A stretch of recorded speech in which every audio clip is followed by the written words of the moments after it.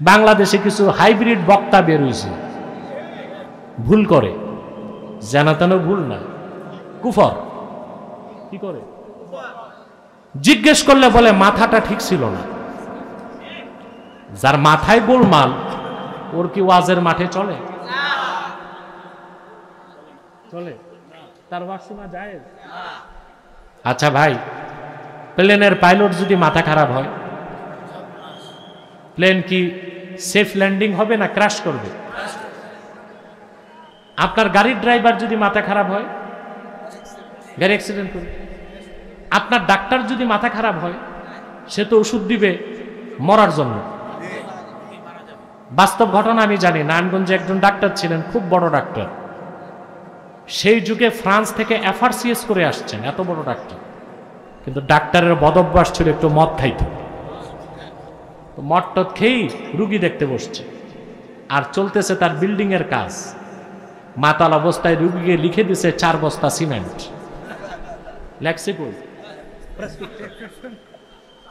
এখন রুগী তো যাইয়া ফার্মেসি সব জায়গায় ঘুরতেছে, বুঝতেছে না 4 বস্তা সিমেন্ট আবার ডাক্তার এটা লিখবে কেন? ডাক্তার ফিরে আসছে, পরে অ্যাসিস্ট্যান্ট বুঝছে স্যারে গোলমাল কোথায় করছে, উস্তাগারের লেখা রুগীরে লিখে দিছে, প্রেসক্রিপশন ছিঁড়ে নতুন প্রেসক্রিপশন দিছে।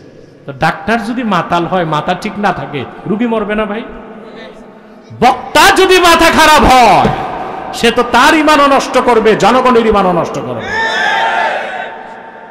ভুল কি জানো তেন ভুল, মারাত্মক ভুল।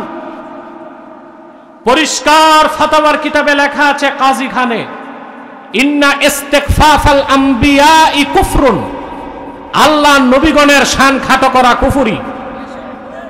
এই যদি হয় পূর্বের নবীদের ক্ষেত্রে, তাহলে যিনি শাহনশাহে রিসালাত, আল্লাহর আখিরি নবী নূর নবীজি মুহাম্মদ সাল্লাল্লাহু আলাইহি ওয়াসাল্লামের আরশচুম্বী সম্মান মর্যাদার বিরুদ্ধে যদি কারো বক্তব্য যায়, সে কাফের হবে কিনা বলেন?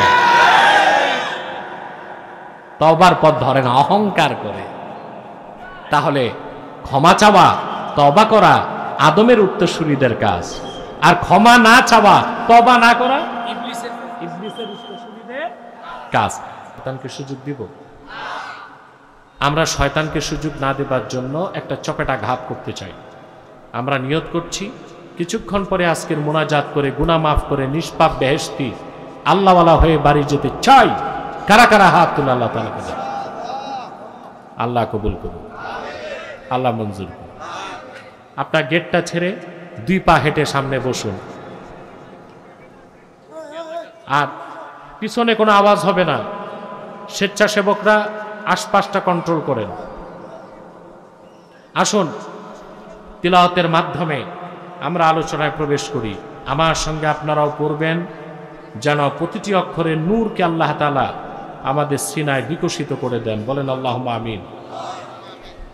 আউযু বিল্লাহি মিনাশ শাইতানির রাজীম। বিসমিল্লাহির রাহমানির রাহিম। الذين يقولون ربنا إننا آمنا فاغفر لنا ذنوبنا وقنا عذاب النار. الصابرين والصادقين والقانتين والمنفقين والمستغفرين بالأسحار. আল্লাহ তাআলা বলেন, আল্লাযীনা ইয়াকুলুনা রাব্বানা ইন্নানা আমান্না, যারা বলে হে আমাদের রব, আমরা ঈমান এনেছি। ফাগফির লানা যুনুবানা, আমাদের জীবনের সব গুনাহ মাফ করে দাও। ওয়াকিনা আযাবান নার, আর আমাদেরকে জাহান্নামের আগুন থেকে বাঁচাও। এই মানুষগুলোর গুণাবলী কি? আল্লাহ বলেন, এই কথা যারা বলে ঈমান আনার পরে আল্লাহর কাছে ক্ষমা চায়, এই মানুষগুলোর গুণ কি, বৈশিষ্ট্য কি? চারিত্রিক গুণাবলী কি আল্লাহ তা পরের আয়াতে বলেন, আস-সাবিরিনা ওয়াস-সাদিকিনা ওয়াল কানিতিনা ওয়াল মুনফিকিনা ওয়াল মুস্তাগফিরিনা বিল আসহার। যারা ধৈর্যশীল, সত্যবাদী, বিনয়ী, আল্লাহর পথে খরচকারী, আর শেষ রাতে আল্লাহর কাছে রোনা জারি করে ক্ষমা প্রার্থী। সুবহানাল্লাহ। যে মানুষগুলোর কথা আল্লাহ এখানে বলেছেন, এই মানুষগুলো হচ্ছে রাসূলুল্লাহর উম্মতের ওই সব মানুষ যারা বিনা আযাবে, কম হিসাবে, বিদ্যুৎ গতিতে পুল সিরাত পার হয়ে জান্নাতে যাবে, এবং আল্লাহ জান্নাতে উঁচু মাকাম তাদেরকে দান করবেন। এই সব আউলিয়াউর রহমান যারা, আল্লাহর ওলি যারা, তাদের কথা আল্লাহ এখানে বলেছেন। বলেন সুবহানাল্লাহ। আপনারা আখাউড়ার মুসলমানরা ওলি ভক্ত, ঠিকটা ঠিক মতো কইলেন না। ওলি ভক্ত, কিন্তু ওলি হবার চেষ্টা করেন না। ওলি হবার, ওলি ভক্ত। ওলি হতে পয়সা লাগে, বংশ লাগে, গোত্র লাগে, কি লাগে? আল্লাহ বলেন, আলা ইন্না আউলিয়া আল্লাহি লা খাউফুন আলাইহিম ওয়ালা হুম ইয়াহজানুন। সাবধান, জেনে রেখো, নিশ্চয় যারা আল্লাহর ওলি তাদের কোনো ভয় নাই, তাদের কোনো চিন্তা নাই। এখন ওলি হতে কি লাগে?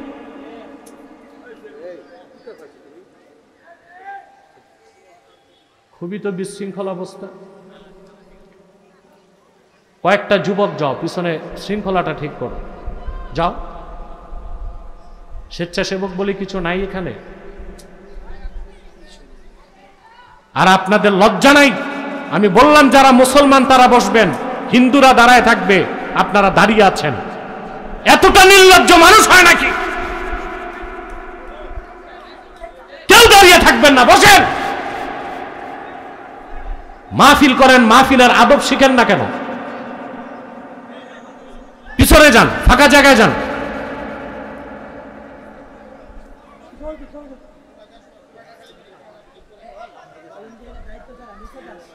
স্বেচ্ছাসেবক, তোমরা পিছনে আওয়াজ বন্ধ করো, টোটাল আওয়াজ বন্ধ করো। আর আশেপাশে কেউ বাঁশি বাজাবে না। ওখানে এখন কোনো লোক নাই, দুই একটা পাগল থাকলে থাকতে পারে। সব মাঠেই আছে, কিন্তু মাঠটা তো সুন্দর করতে হবে। আল্লাহর ওলি যারা, তাদের কোনো ভয় নাই, তাদের কোনো। এখন আল্লাহর ওলি কারা? আমরা মনে করি আল্লাহর ওলি হইতে মুরিদ লাগবে, খানকা লাগবে, বড় মাহফিল করতে হবে। আসলে মানে আল্লাহর ওলি হইতে কি মুরিদ লাগে? না। আল্লাহর ওলি কারা? আল্লাহ পরের আয়াতে বলেন, আল্লাযীনা আমানু ওয়া কানু ইয়াত্তাকুন। যারা ঈমান এনেছে আর তাকওয়া অর্জন করেছে, তাদের প্রত্যেকেই আল্লাহর ওলি হয়ে গেছে। বলেন সুবহানাল্লাহ।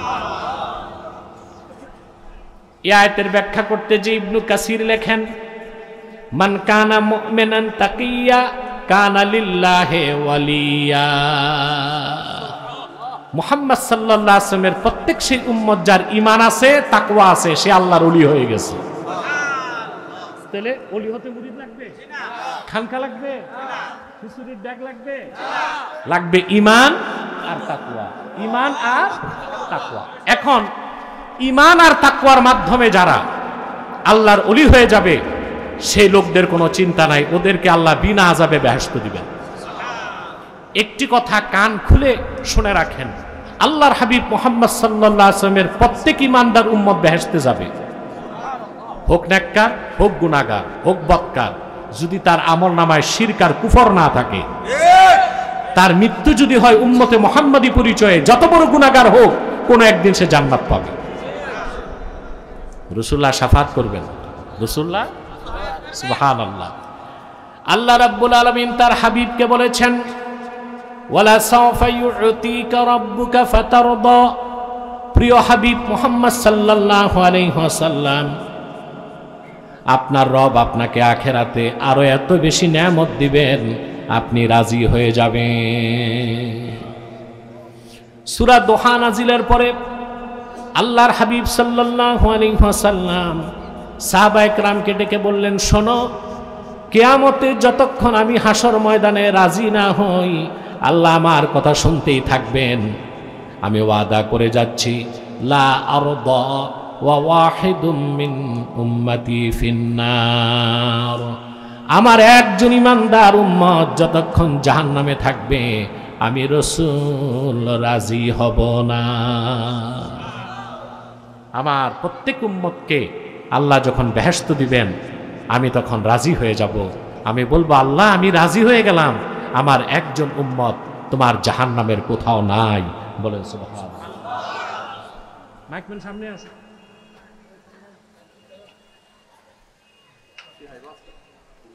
সাউন্ডটা আরেকটু পরিষ্কার হবে, যে আওয়াজটা দেয়ালে লেগে ফিরে আসে ওটা কমায় দাও। স্পিকার চলবে, পিছনে হরেন চলবে। যাও।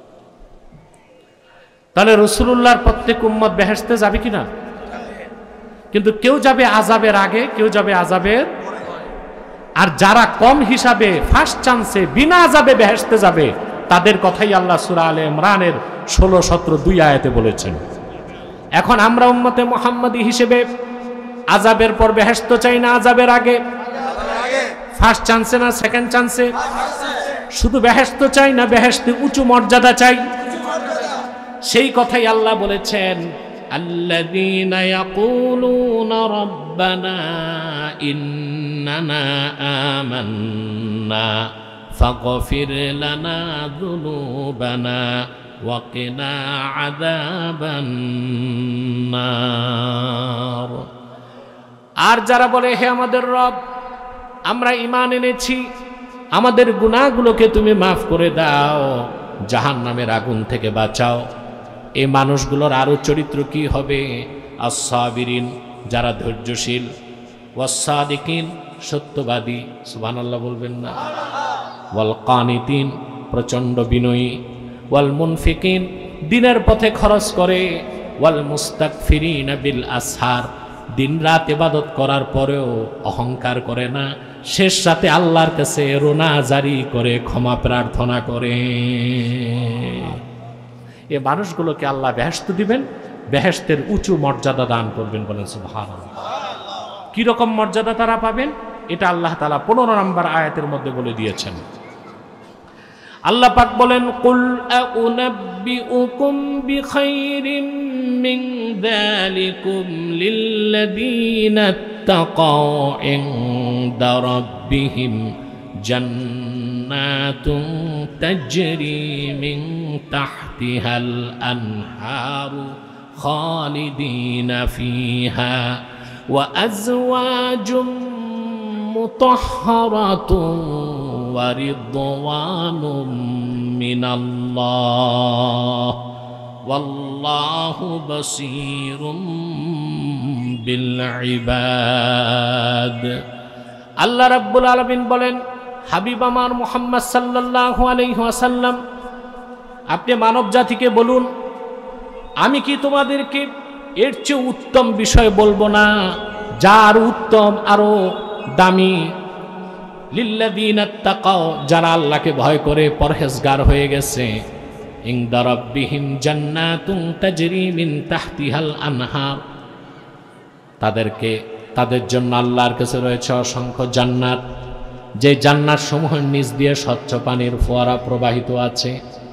ওয়া আজওয়াজুম মুতাহহারা, সেখানে তাদের জন্য রয়েছে অনুপম সুন্দরী স্ত্রী, পবিত্র স্ত্রী। সুবহানাল্লাহ। এই দুনিয়ার স্ত্রী আর জান্নাতের স্ত্রী এক? দুনিয়ার স্ত্রী যত সুন্দরী হোক, মিস ওয়ার্ল্ড হোক, তার সৌন্দর্যে ভাটা পড়ে, বার্ধক্যে তার চামড়া কুঁচকে যায়, রূপচর্চা না করলে তার আকর্ষণ কমে যায়, তার স্বামী তার সাথে সম্পর্ক করার পর ধীরে ধীরে আকর্ষণ কমে।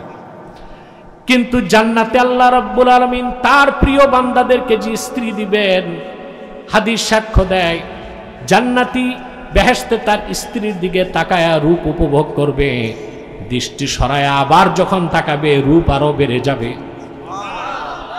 আবার দৃষ্টি ফেরাবে, আবার তাকাবে, রূপ আরো বেড়ে যাবে।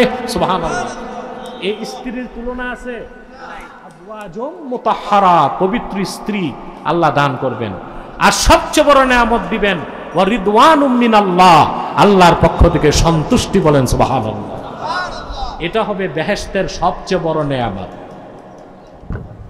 সহিহ আল বুখারীতে এসেছে, আল্লাহর হাবিব ইরশাদ করেছেন, জান্নাতীরা জান্নাতে চলে যাবার পরে আল্লাহ রাব্বুল আলামিন বেহেশতীদের সামনে উপস্থিত হয়ে বলবেন, আমার প্রিয় বান্দারা, তোমরা আমার উপর রাজি হইছো নাকি? সন্তুষ্ট আছো নাকি? আল্লাহর মুমিন বান্দারা বেহেশতে বলবে, আল্লাহ যা চেয়েছি তা পেয়েছি, যা চাই নাই তাও তো দিয়েছ। তোমার সৃষ্টির মধ্যে কোনো সৃষ্টিকে এত বেশি মর্যাদা তুমি দাও নাই, সন্তুষ্ট হব না কেন? আল্লাহ বলবেন, আমার প্রিয় বান্দারা, এর চেয়ে বড় নেয়ামত এখনো ঘোষণা করি নাই, শোনো। এখন থেকে আমি তোমাদের উপর রাজি হয়ে গেলাম, আর কোনোদিন আমি তোমাদের উপর নারাজ হব না।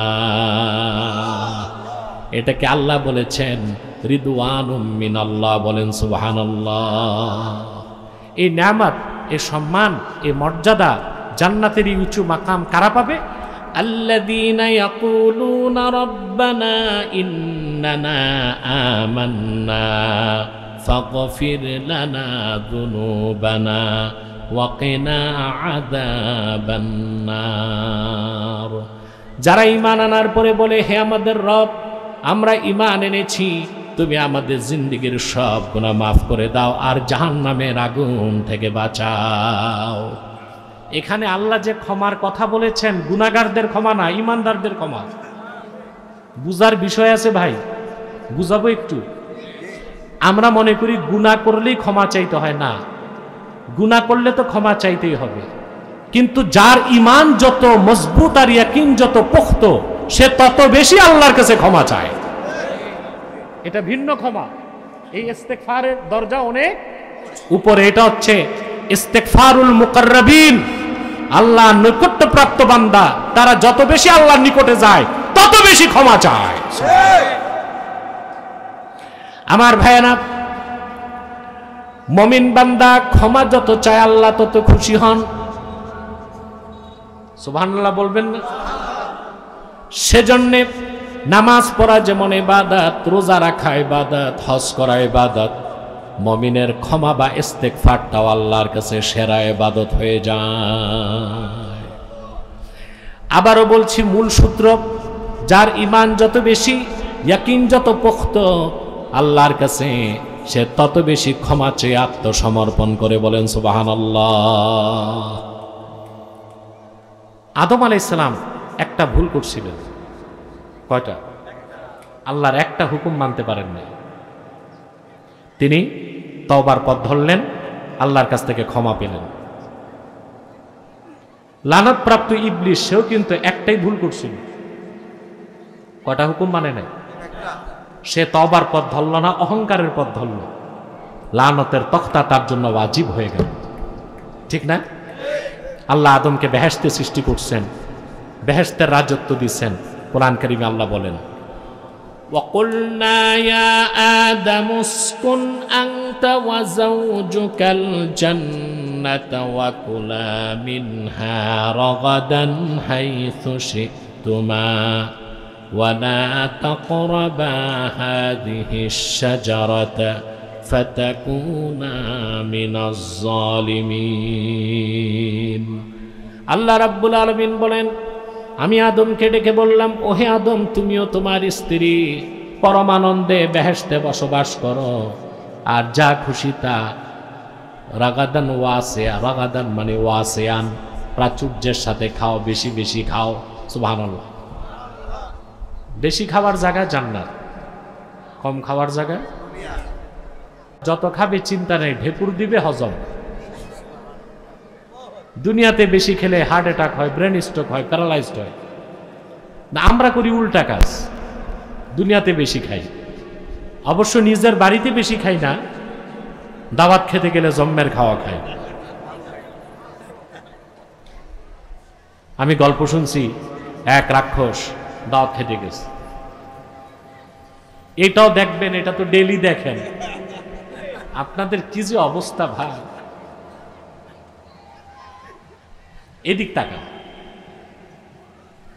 তোমরা বসে যাও, কপালটা নষ্ট করো না।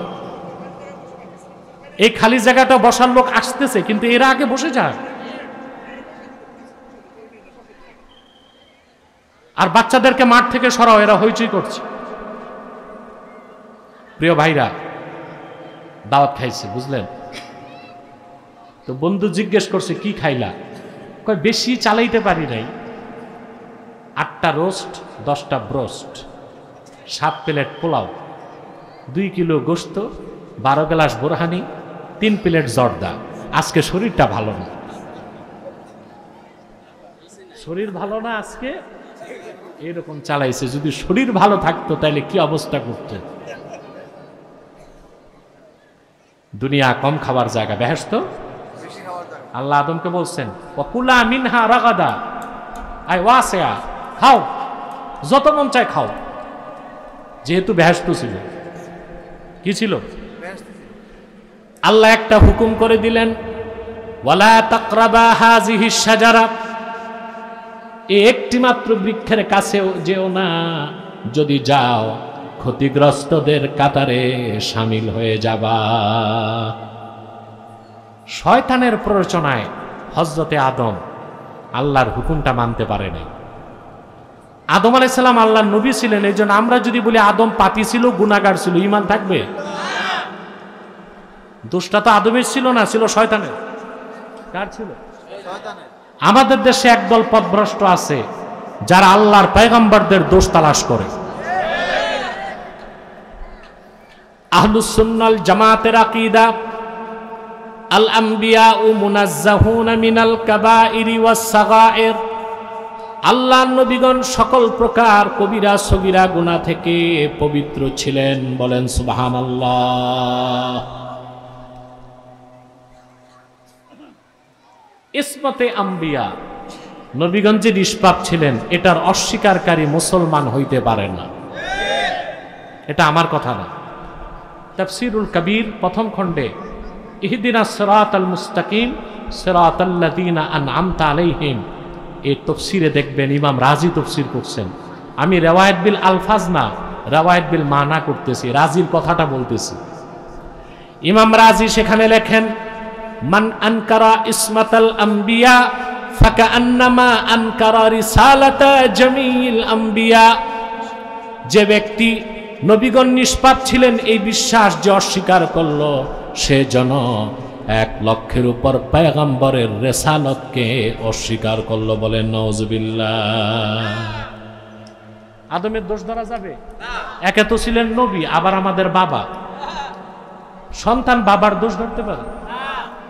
আদম কি করছে না করছে এগুলো বলার ক্ষমতা রাখেন আল্লাহ, আমরা বলার ক্ষমতা? আমাদের বলতে হলে রেফারেন্স দিতে হবে, আল্লাহ বলছেন, আমরা বলতে পারি না। আর বাবা দোষ করলো সন্তান কি গাইতে পারে? যে সন্তান বাবার দোষ খোঁজে ওটা কি নেককার সন্তান না কুলাঙ্গার সন্তান? ফতোয়া আলমগিরিতে এসেছে, আদম আলাইহিস সালাম পৃথিবীতে এসে কাপড় বুনছেন, তো যারা কাপড় বুনে তাদেরকে সমাজে বলা হয় জোলা। কেউ যদি বলে আমরা জোলার সন্তান, তার কুফর হবে, কারণ এতে পয়গম্বরের শান। ইউনুস আলাইহিস সালাম কাঠের কাজ করতেন, কেউ যদি বলে ইউনুস নবী কাঠ মিস্ত্রি ছিল, সে কাফের হয়ে যাবে, কারণ নবীর শান খাটো হয়। তাহলে আদম আলাইহিস সালাম ভুল করছেন, এটা আল্লাহ বলছেন, দোষ তার ছিল না, ছিল কার? শয়তানের। আমার ভাইরা, আদম আলাইহিস সালাম জান্নাত থেকে বহিষ্কৃত হলেন, দুনিয়ায় চলে আসলেন। তিনি এসে ক্ষমার পথ ধরলেন, তওবার পথ ধরলেন, শত শত বছর তওবা করলেন। খাতিবে কাস্তালানী রওয়ায়াত করেন, একটি বর্ণনায় 360 বছর, আরেক বর্ণনায় 460 বছর, আরেক বর্ণনায় 600 বছর হযরতে আদম শুধু আল্লাহর কাছে ক্ষমা চাইলেন, কিন্তু তওবা কবুল হয় না। হঠাৎ করে তার মনে পড়ে গেল বেহেশতের কথা। আমি যে হাদিসটা শোনাচ্ছি মোজাম তাবারানীতে হাদিসটি এসেছে। ইমাম সুয়ুতি খাসায়েস কুবরায় রওয়ায়াত করেছেন, খাতিব কাসতালানী মাওয়াহিবুল্লাহ দুনিয়ায় রওয়ায়াত করেছেন, ইমাম জুরকানি শারহে মাওয়াহিবে হাদিসটি এনেছেন। এই ব্যাপারে 5টি সহিহ হাদিস পাওয়া যায়। আদম আলাইহিস সালামের মনে পড়ল জান্নাতের কথা। তিনি জান্নাতে সাজদা থেকে মাথা তুলে আল্লাহর আরশে তাকায় দেখেছিলেন আল্লাহর নামের সঙ্গে আমার নূর নবীজি মুহাম্মদ সাল্লাল্লাহু আলাইহি ওয়াসাল্লামের নাম লেখা আছে। আরেকটা হাদিস মুস্তাদরাক আলা সাহিহাইনে এসেছে, যে হাদিসটা বদরুদ্দিন আইনি উমদাতুল কারিতে এনেছেন। ইন্না আদামা রাআ ইসমা মুহাম্মাদিন সাল্লাল্লাহু আলাইহি ওয়াসাল্লাম মাকতুবান ফিল আরশ। বদরুদ্দিন আইনি তিনি হাফিজুল হাদিস, বুখারী শরীফের প্রসিদ্ধ সরা হানাফি তিনি ব্যাখ্যা করছেন। ফাথুল বারি হচ্ছে ইবনু হাজারের, তিনি শাফি। তার চেয়ে বয়সে 11 বছর বড় ছিলেন বদরুদ্দিন আইনি, কিন্তু ফাথুল বারির পরে তিনি উমদাতুল কারি লিখেছেন। সেখানে তিনি হাদিসটি এনেছেন, হযরতে আদম বেহেশতে সাজদা থেকে মাথা তুলেই দেখেন আমার আল্লাহর আরশে আজিমে আল্লাহর নামের সঙ্গে আল্লাহর হাবিব মুহাম্মদ সাল্লাল্লাহু আলাইহি ওয়াসাল্লামের নাম লেখা আছে। এবার তওবা করতে যে, ক্ষমা চাইতে যে আদম বললেন, আল্লাহ তুমি মুহাম্মদ সাল্লাল্লাহু আলাইহি ওয়াসাল্লামের ওসিলায় আমারে মাফ করে দাও। তৎক্ষণাৎ আল্লাহ ডাক দিয়ে জিজ্ঞেস করলেন, কাইফা আরাফতা মুহাম্মাদা, ওরে আদম আমার হাবিব মুহাম্মদ সাল্লাল্লাহু আলাইহি ওয়াসাল্লামকে কেমন করে চিনলা রে আদম? আদম বললেন, আল্লাহ আমি যখন বেহেশতে সাজদা থেকে মাথা তুললাম তোমার আরশে আজিমে আমি তোমার নামের সঙ্গে তোমার হাবিব মুহাম্মদ সাল্লাল্লাহু আলাইহি ওয়াসাল্লামের নাম দেখেছি। আল্লাহ বললেন, রে আদম সত্যি মুহাম্মদ সাল্লাল্লাহু আলাইহি ওয়াসাল্লাম আমার হাবিব, আমি তোমারে মাফ করে দিলাম। চিন্তা করেন ভাইয়েরা, পয়গম্বর আদম ছিলেন আব্দুল্লাহ, তওবা করে হয়ে গেলেন নবিউল্লাহ খলিফাতুল্লাহ। ক্ষমা চাইলেন, তওবা করলেন, শান বাড়ছে না কমছে?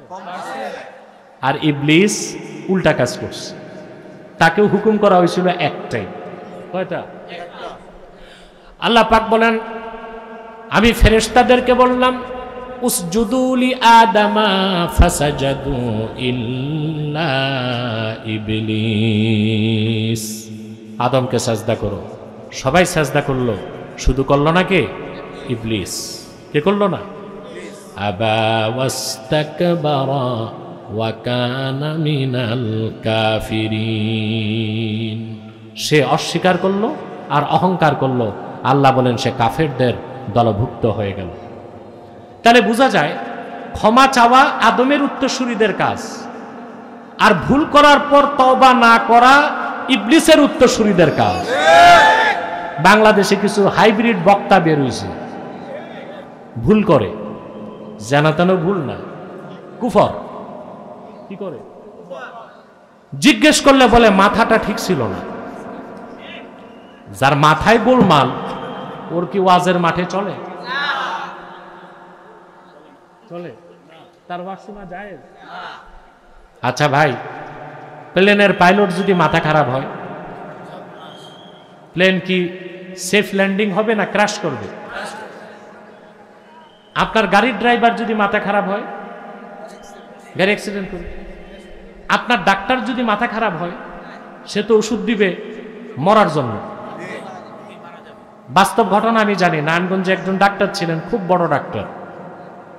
সেই যুগে ফ্রান্স থেকে এফআরসিএস করে আসছেন, এত বড় ডাক্তার। কিন্তু ডাক্তারের বদভ্যাস ছিল একটু মদ খাইত।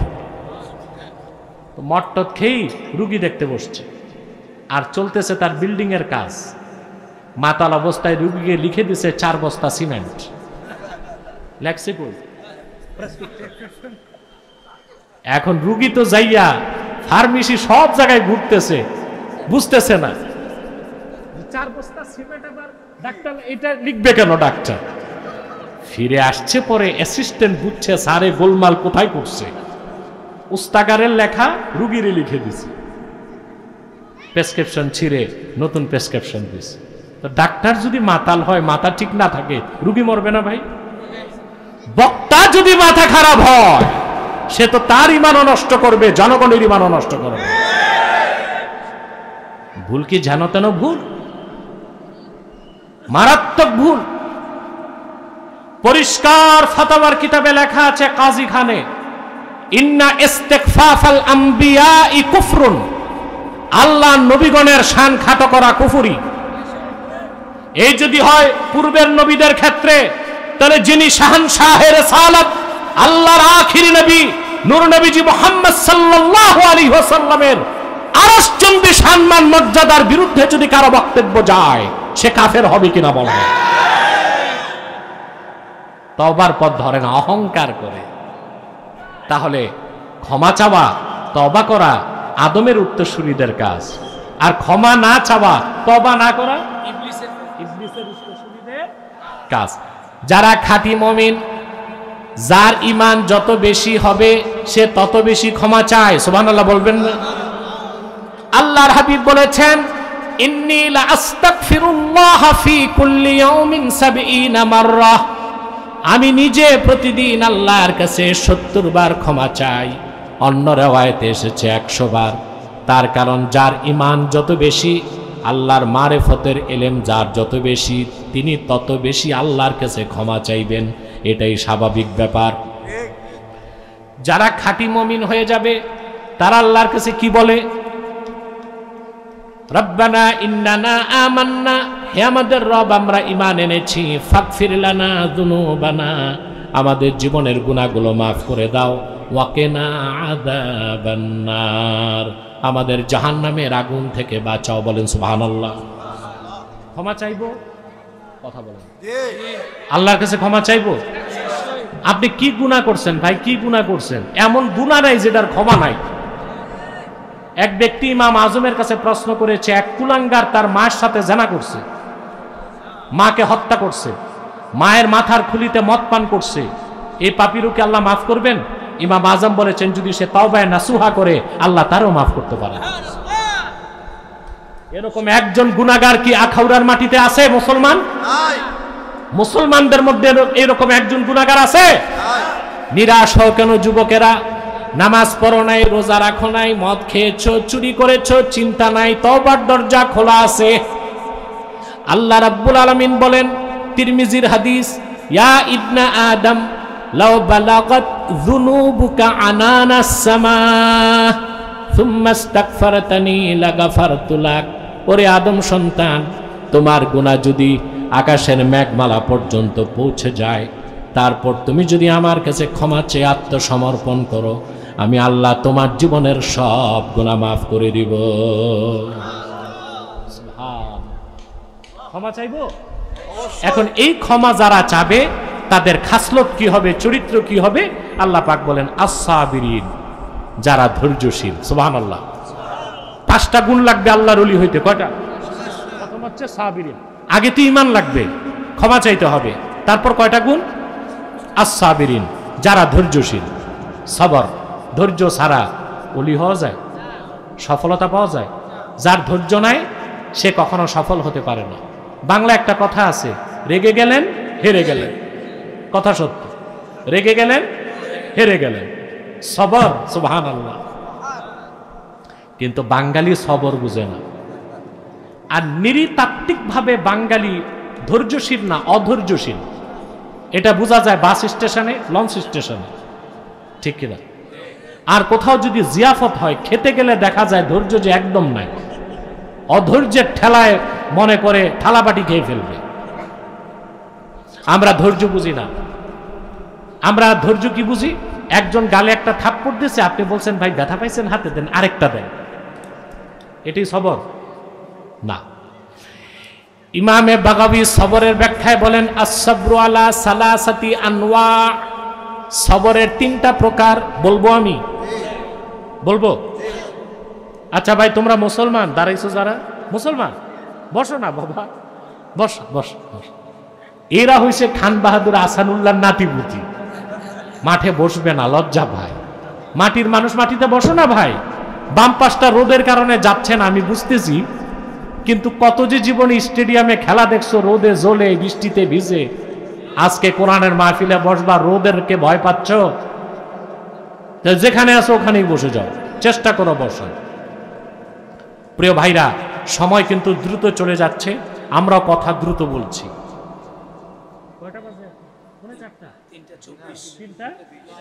হ্যাঁ, টাইম আছে। আমি 4টার আগে উঠবো না ইনশাল্লাহ, 4টার আগে উঠবো না, কিছু বলতে হবে না, আমার খেয়াল আছে। তা আপনাদের ধৈর্যের সাথে বসতে হবে, তাই তো আমি কথা বলতে থাকবো। প্রিয় ভাইরা, যে কথা বলছিলাম যে আপনার প্রথম হচ্ছে সাবিরিন, ধৈর্যশীল যারা। সবর কয় প্রকার? প্রথম হচ্ছে আস-সাবরু আলা তাআত, নেকের কাজে সওয়াবের কাজে ধৈর্য ধরা। যার সবর নাই সে ঠিক মতো নামাজ পড়ে না, যার সবর নাই সে রোজা রাখতে পারে না, যার সবর নাই ধৈর্য নাই সে পৌষ মাসে শীতের বেলায় উঠে ঠান্ডা পানি দিয়ে উজু করে মসজিদে যেতে পারে না। আস-সাবরু আলা তাআহ, সওয়াবের কাজে ধৈর্য। ধৈর্য যার নাই সে নেক কাজ করতে পারে না। সবচেয়ে বেশি ধৈর্য লাগে আরাফার ময়দানে হজ করতে গেলে। আমি দেখেছি বাঙালি ধৈর্য ধরতে পারে না, আরাফার মাঠে যেও মারামারি করে। আমি দেখছি মুয়াল্লিমের সাথে ঝগড়া করতেছে, অথচ এহরাম অবস্থায় ঝগড়াঝাটি করলে হজ নষ্ট হয়। মারামারি করতেছে মুয়াল্লিমের সাথে, কি নিয়ে? দুপুরের খানা পায় নাই। যার ধৈর্য নাই সে হজ করতে গেছে কেন? এটি তো আমার কথা। প্রত্যেকটা নেক কাজে সওয়াবের কাজে সবর লাগে, এটা হচ্ছে আস-সাবরু আলা তাআহ, এটা লাগবে। 2 নাম্বার হচ্ছে আস-সাবরু আনিল মাআসিন, গুনার কাজ থেকে বাঁচার জন্য সবর লাগবে। প্রত্যেকটা গুনার কাজ সুশোভিত এবং চিত্তাকর্ষক। এই পর্দা খুলবা না, পর্দা লাগাও, বন্ধ করো, পর্দা বন্ধ করো। ছায়ায় বসবে, এখানে বসো, বাম পাশে বসো। পর্দাটা আটকাও, মহিলারা হাঁটাহাঁটি করে, আটকাও। প্রিয় ভাইরা, আপনাদের এলাকায় বোধহয় পর্দাটা কম করে নাকি মহিলারা? প্রিয় ভাইরা, যে কথা বলছিলাম, প্রত্যেকটা গুনার কাজ সুশোভিত, চিত্তাকর্ষক। প্রত্যেকটা গুনার কাজে একটা খারাপ মজা আছে। কি আছে? খারাপ মজা আছে। মজা আছে বলেই মানুষ গুনার কাজ করে। এই জন্য গুনার কাজ ছাড়তেও সবর লাগবে। দেখেন না, যারা চাঁদাবাজি করে খায়, এত নিন্দা করার পর ওরা চাঁদাবাজি ছাড়ে? চাঁদাবাজ 5ই আগস্টের আগেও ছিল, এখনো আছে। মানুষকে ঠেক দিয়া চাঁদা তুলে খাচ্ছে, কারণ এটা মজা লাগে। এটা পুঁজি নাই, ইনভেস্ট নাই, পকেটে হাত দিলেই পয়সা। আমার দৃষ্টিতে ভিক্ষুক চাঁদাবাজের চেয়ে ভালো। আপনারা কি বলেন? ভিক্ষুক থাল পেতে ভিক্ষা নাই, ঠেক দেয় না। চাঁদাবাজ সে হচ্ছে নেক সুরতের ডাকাত, ঠিক কিনা? মানুষকে ঠেক দিয়ে চাঁদা আদায় করে। কেন নেই? মজা আছে। জেনা বেবিচার এই সব কিছুতে এগুলো শয়তান চিত্তাকর্ষক করে রেখেছে। এগুলো থেকে বাঁচতেও সবর লাগবে। এটা হচ্ছে সাবরু আনিল মাআসিন, গুনাহ থেকে বাঁচার ক্ষেত্রে সবর। 3 নাম্বার হচ্ছে সাবরু আলাল মাসায়েব, মুসিবত বা বিপদে ধৈর্য ধারণ।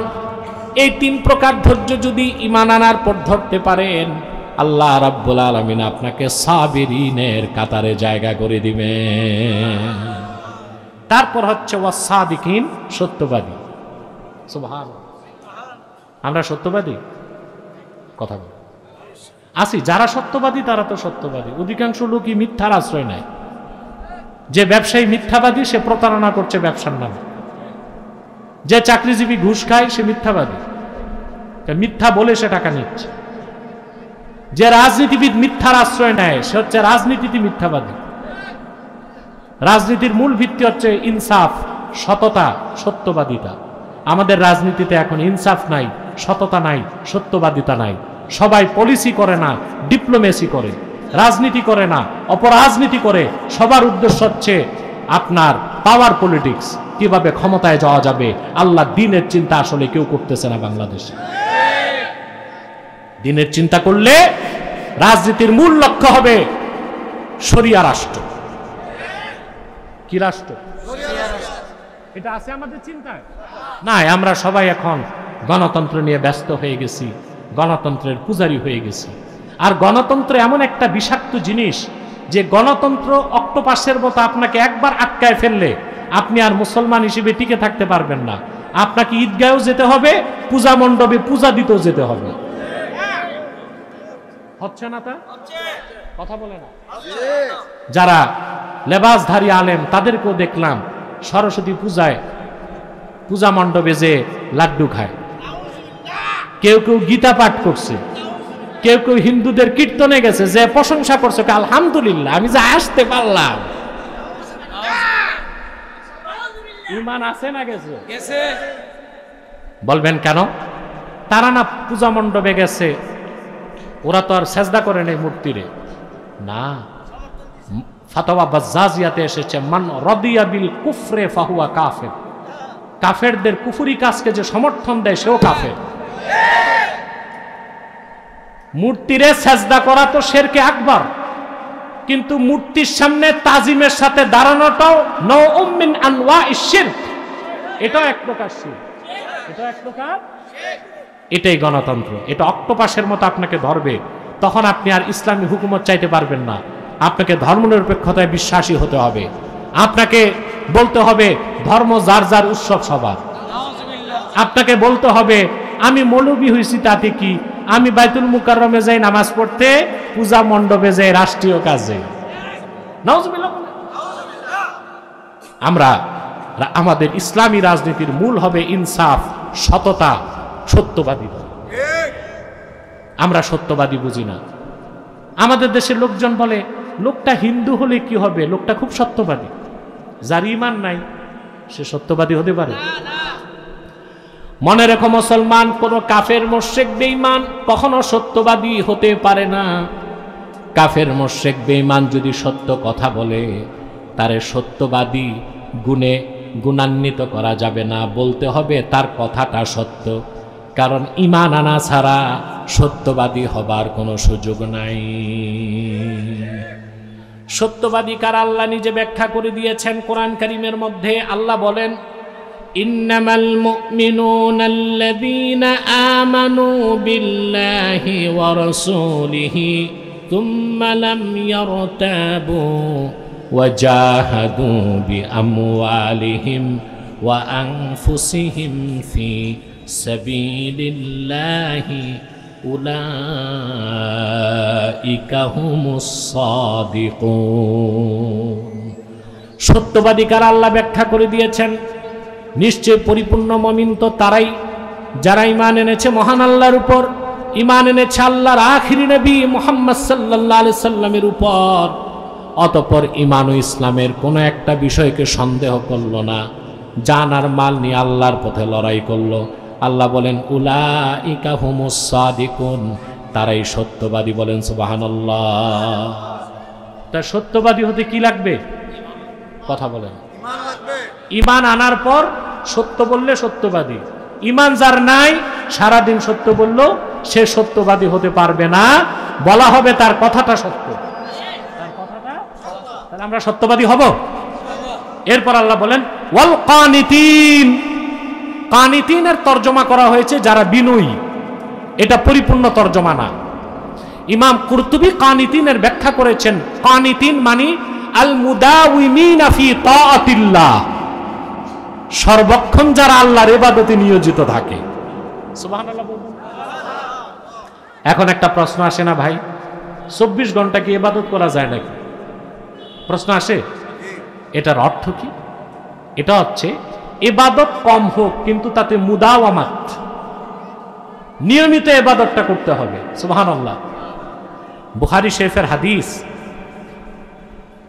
আল্লাহর হাবিব নবীজি মুহাম্মদ সাল্লাল্লাহু আলাইহি ওয়াসাল্লাম একদিন আম্মা জান আয়েশা রাদিয়াল্লাহু তাআলা আনহার হুজরাতুম মুনাওয়ারাতুম মুবারাকাতে প্রবেশ করে দেখেন আম্মা জান আয়েশার কাছে একজন মহিলা বসা। বুখারী শরীফে মহিলার নামটি আসে নাই, ছড়াতে এসেছে। মহিলার নাম ছিল খাওলা আল আসাদিয়া।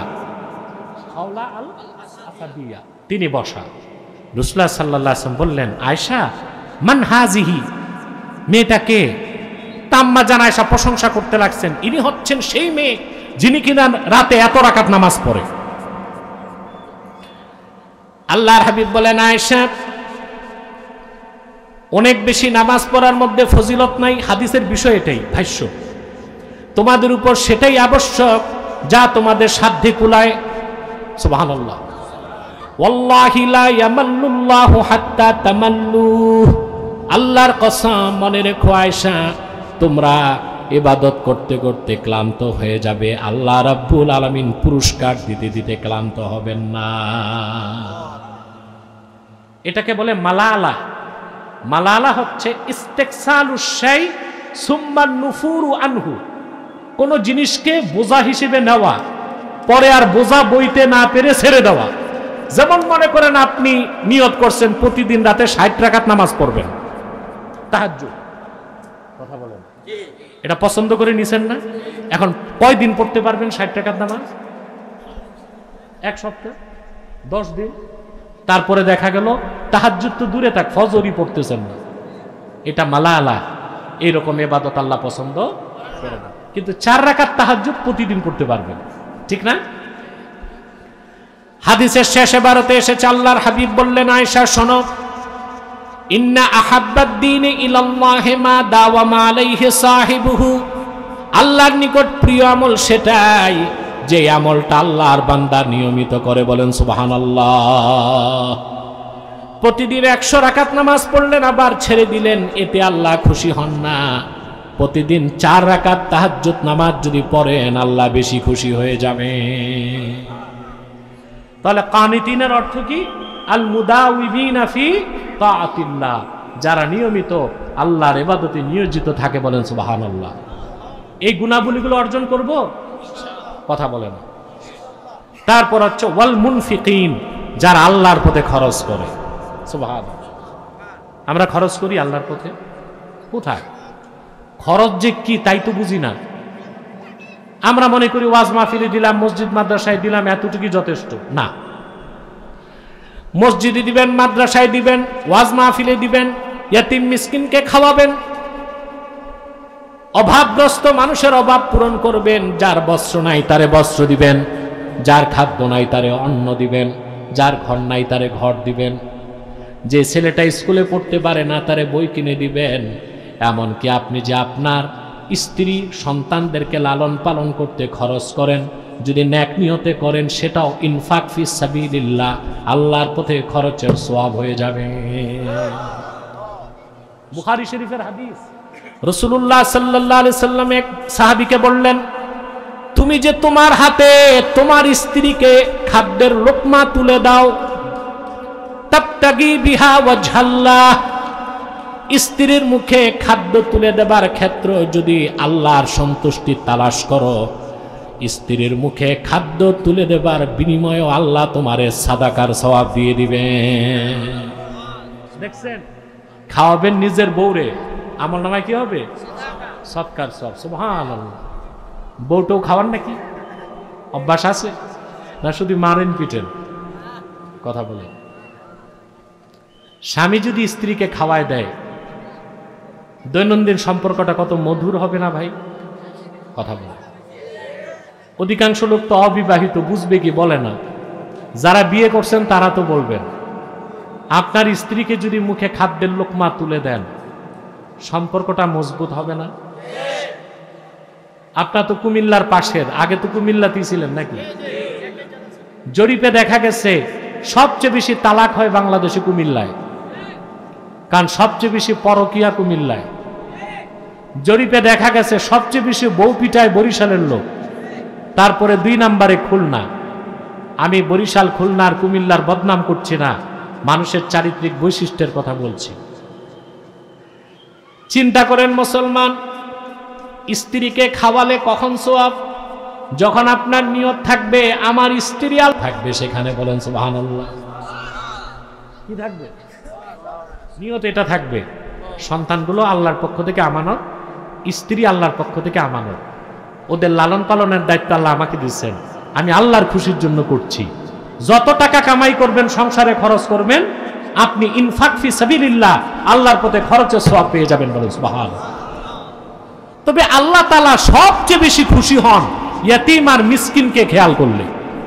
ইয়তীম আর মিসকিন, তাফসীর কুরতুবীতে এসেছে, এক সাহাবী এসে আল্লাহর হাবিবের কাছে শিকায়ত করলেন, ইয়া রাসূলুল্লাহ ইয়া হাবিবাল্লাহ, আমার মনটা খুব শক্ত নরম হয় না।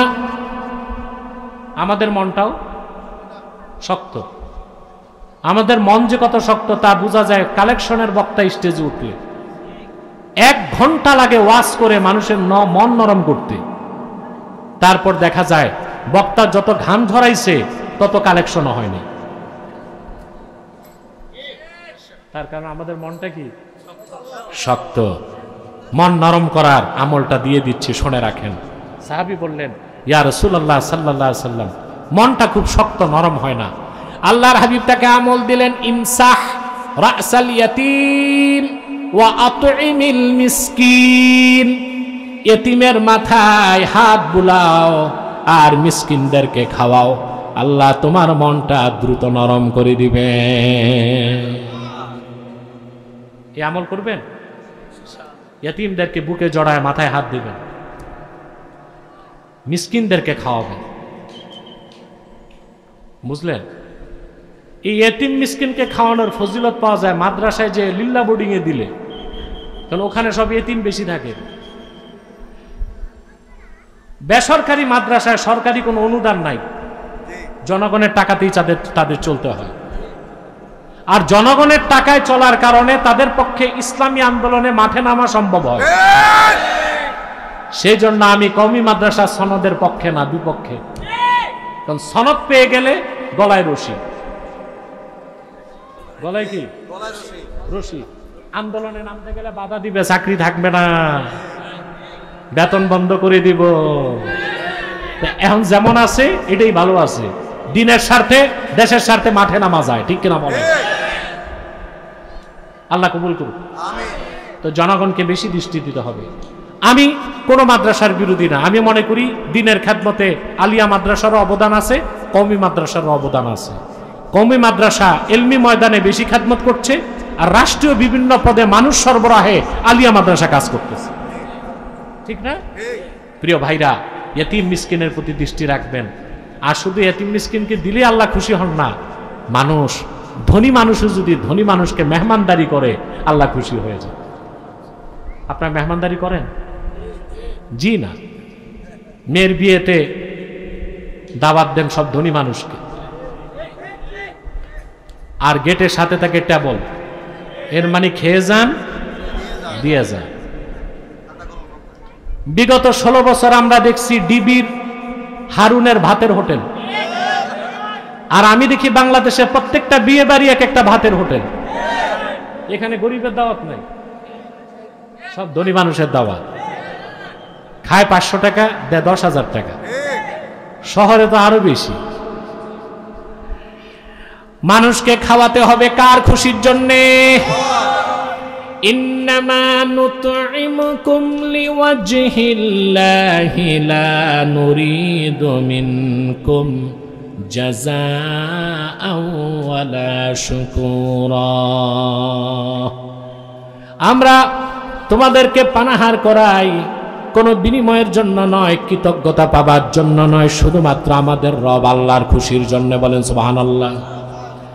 আল্লাহর খুশির জন্য যে মেয়ের বিয়েতে মানুষকে খাওয়াবে, সে কি শুধু ধনীকে দাওয়াত দিবে না, গরিবকেও দাওয়াত দিবে? কথা বলে না। তাহলে দেখি সময়, দেখি আসি 4টা পর্যন্ত আসি, কষ্ট হবে না তো?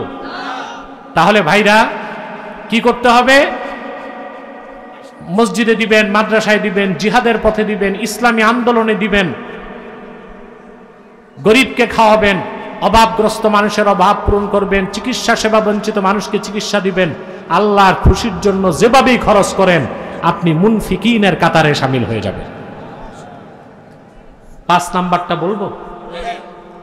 বলবো ওয়াদা দিলে যে আমল করবেন সবাই। ওয়াল মুস্তাগফিরিনা বিল আসহার, শেষ রাতে ক্ষমা প্রার্থী যারা, আল্লাহু আকবার। মনে রাখবেন মুসলমান, এই দুনিয়ায় কোনো বুজুর্গ আল্লাহর ওলি হতে পারে নাই শেষ রাতে না জেগে।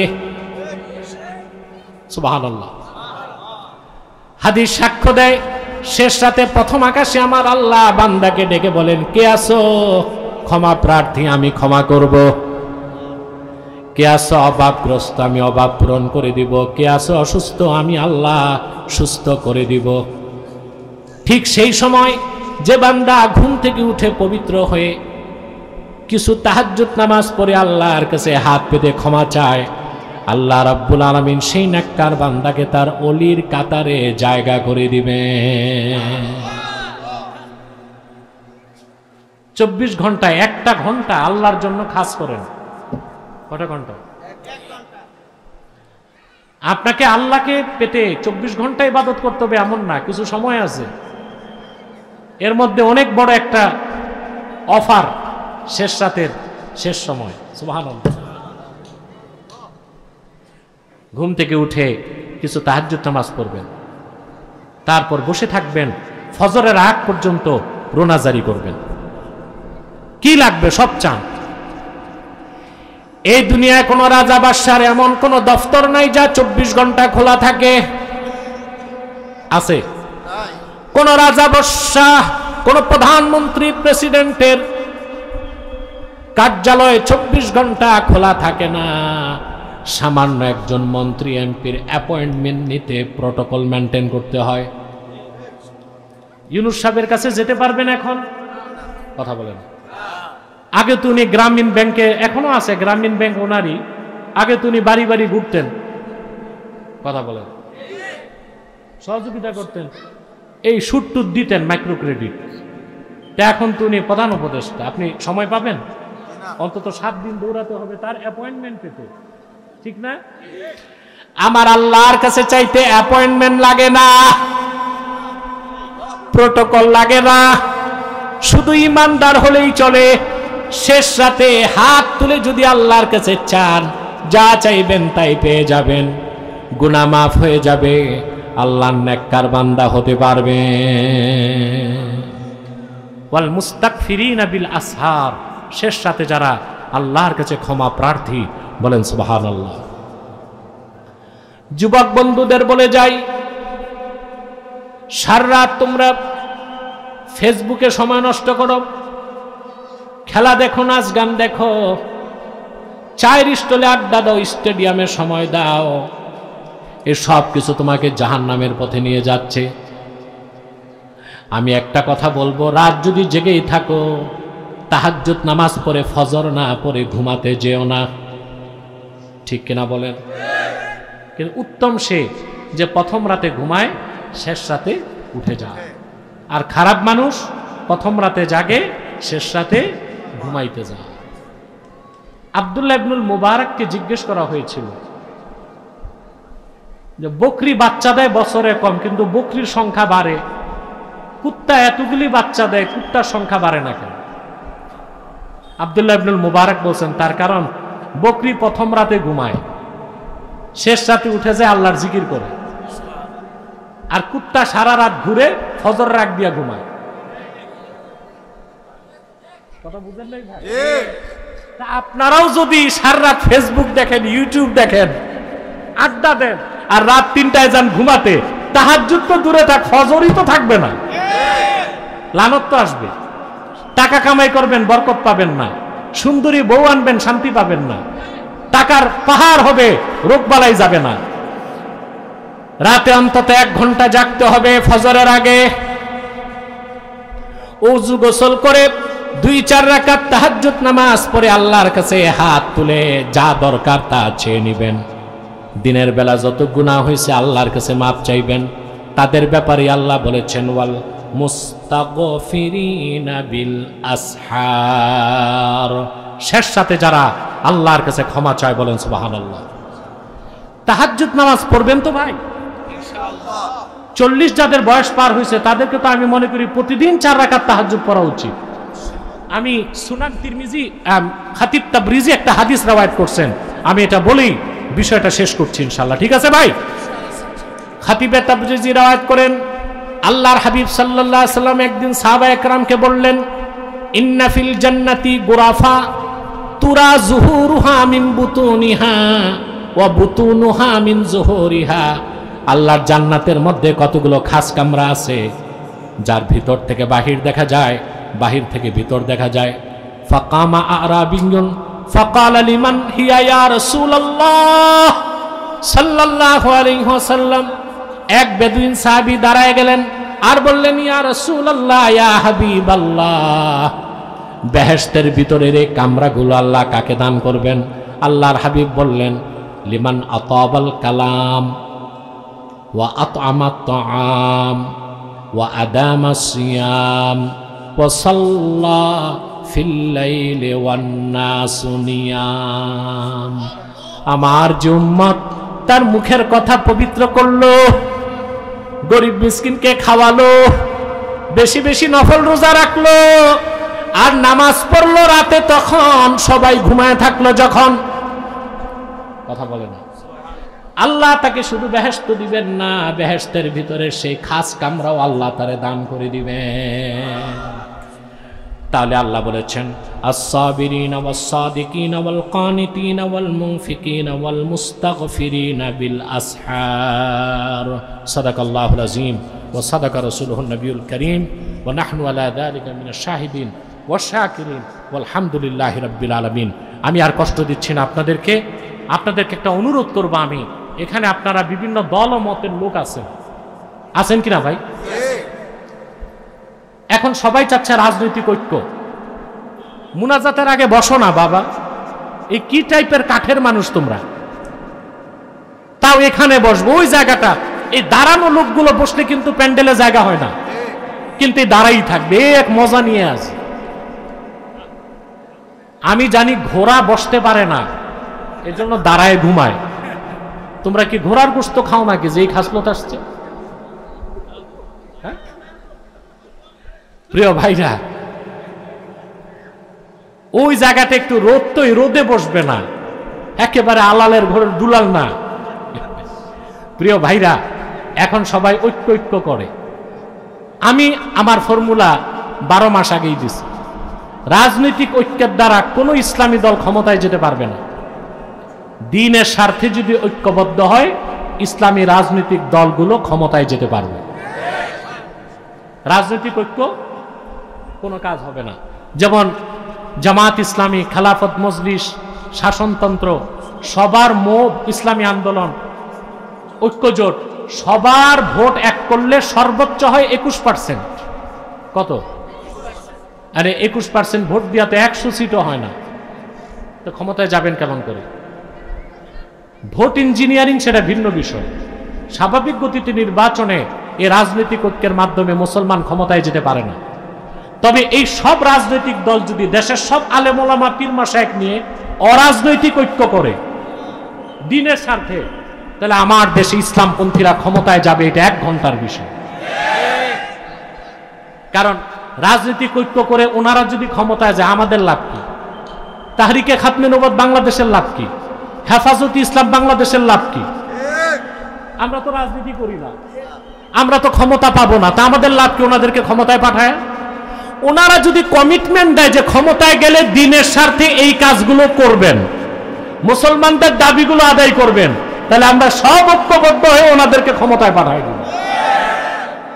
এটাই তো আমার কথা। আমার কথাটা না বুঝে অনেক ইসলামী রাজনৈতিক দলের নেতারা এখন আমার বিরোধিতা করতেছে।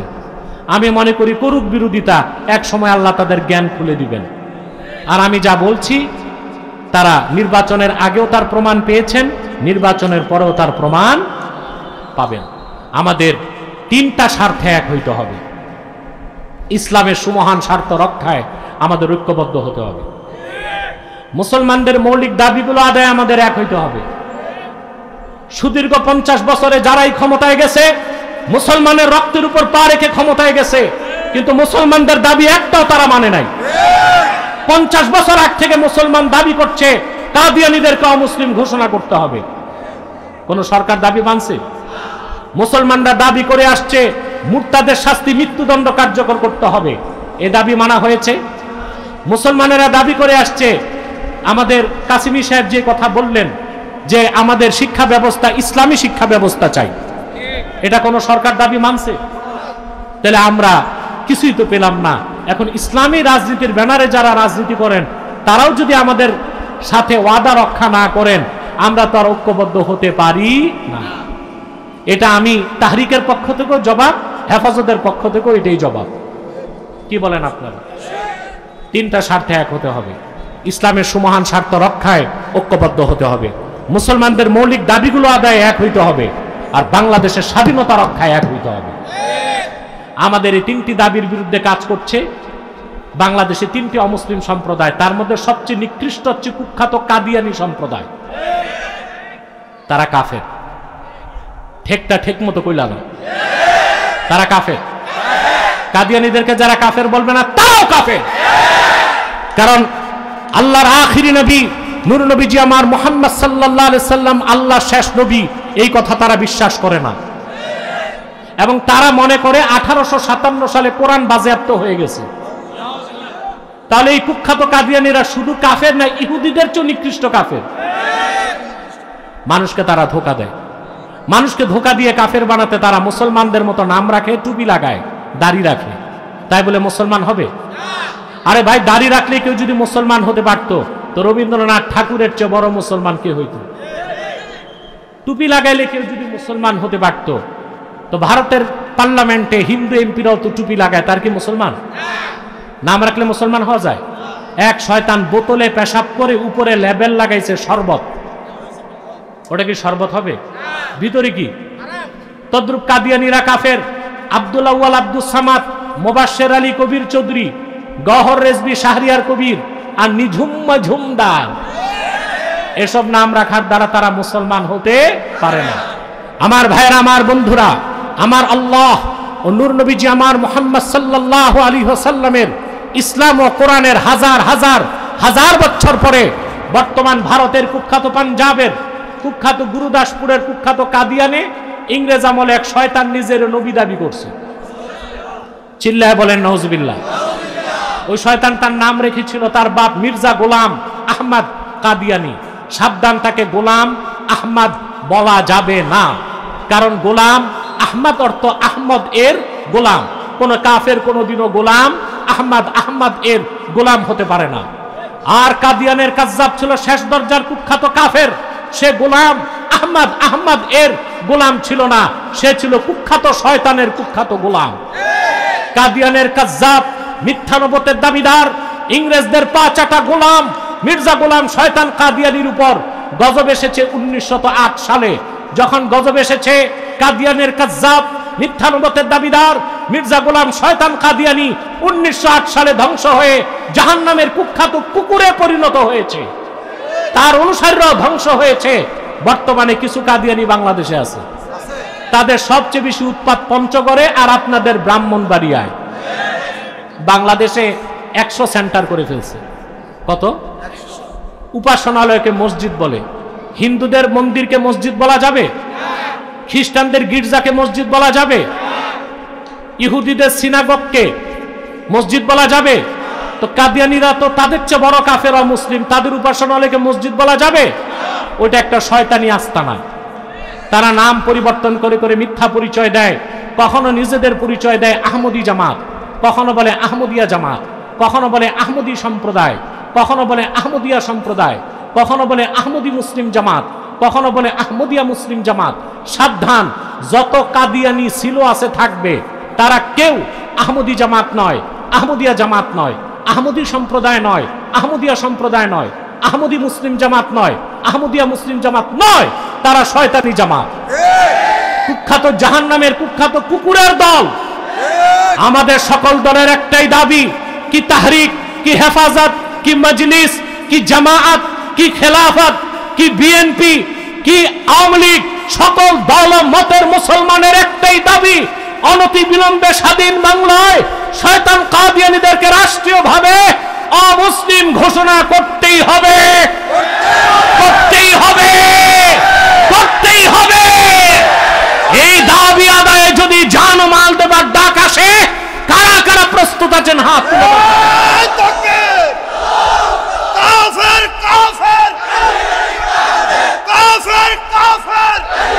প্রিয় ভাইরা,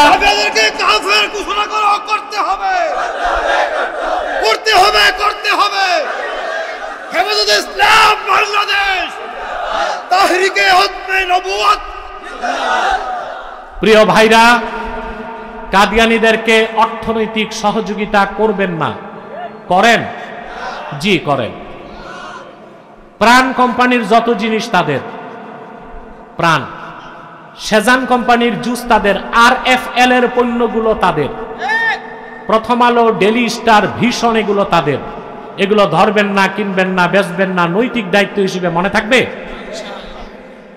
আগামী 15ই নভেম্বর সোহরাওয়ার্দী উদ্যানে বাংলাদেশের সকল আলেম ওলামার পক্ষ থেকে হেফাজত, তাহরিক, কওমি মাদ্রাসা বোর্ড, উলামায়ে আহলে সুন্নত, উলামায়ে দেওবন্দ, কওমি, সবার সম্মিলিত প্রচেষ্টায় হেফাজতের নেতৃত্বে মহাসমাবেশ সোহরাওয়ার্দী উদ্যানে। আমি তো থাকবই, আপনাদেরও যেতে হবে। যাবেন তো ইনশাআল্লাহ? আরেকটি অমুসলিম সম্প্রদায় আমাদের যুবকদের ক্ষতি করতেছে, এটা হচ্ছে হিজবুত তাওহীদ। এটা হিজবুত তাওহীদ না, হিজবুত শয়তান। এটার আকীদা খুব খারাপ। এরা মানুষকে বলে যে দাজ্জাল বলতে কিছু নাই, আমেরিকাই দাজ্জাল। এটা কেন বলে জানেন? কারণ দাজ্জাল হত্যা করতে কে নামবে? ঈসা ইবনে মারইয়াম, নবী পরিচয়ে না, উম্মত পরিচয়ে।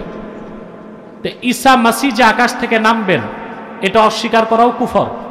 মানে এটা তো তারা বলতে পারে না, বলে দাজ্জালই তো নাই, তার মানে ঈসা নামার দরকার কি? এরকম কুফরি আকীদা তারা প্রচার করে। তারা বলে নামাজ হচ্ছে ট্রেনিং, ওযু থাকলেও নামাজ হবে, ওযু ছাড়াও নামাজ হবে।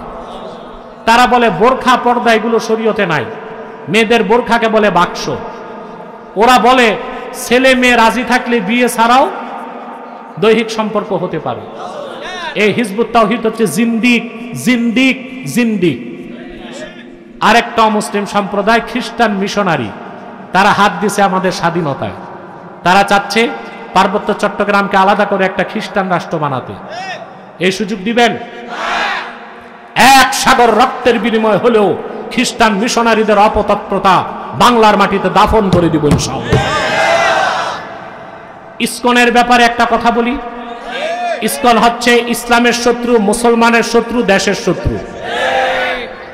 তাদের বিষ দাঁতকে যদি ভেঙে দিতে না পারেন মুসলমান, ইসকন একজন ইমামকে হাইজ্যাক করছে তা না, প্রত্যেক আলেম ওলামা, পীর মাশায়েখের গায়ে তারা হাত দিবে যদি ইসকনকে নিষিদ্ধ করা না হয়। ঢাকা প্রেস ক্লাব মানববন্ধনে আমি সরকারকে বলেছি, যদি বাংলাদেশের সবচেয়ে পুরনো রাজনৈতিক দল আওয়ামী লীগ নিষিদ্ধ হতে পারে, যদি সেনা কর্মকর্তাদের বিচার হতে পারে, তো বাংলাদেশে ইসকন কেন নিষিদ্ধ করা হবে না? ইউনূসের কাছে জানতে চায় বাংলাদেশের মুসলমান। উগ্রবাদী হিন্দু সংগঠন ইসকন, এটা নিষিদ্ধ করতে হবে। ইসকনের কোন কার্যক্রম ব্রাহ্মণবাড়িয়াতে করতে দেওয়া হবে না। রাজি আছেন? ওয়াখির দাওয়ানা আলহামদুলিল্লাহি রাব্বিল আলামিন। আমি এখন উঠে যাচ্ছি, দোয়া হবে।